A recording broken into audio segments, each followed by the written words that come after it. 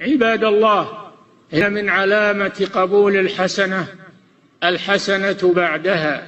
فإذا أردت أن تعرف هل تقبل منك شهر رمضان فانظر حالك بعده، فإن كنت بعد رمضان أحسن حالا مما قبله، تغيرت أحوالك إلى الخير، فاعلم أنك مقبول عند الله عز وجل.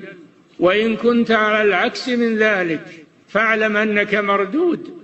أعلم أنك مردود، ولكن لا تقنط من رحمة الله ولا تيأس من روح الله، فتب إلى الله، والله يقبل التوبة عن عباده ويعفو عن السيئات ويعلم ما تفعلون.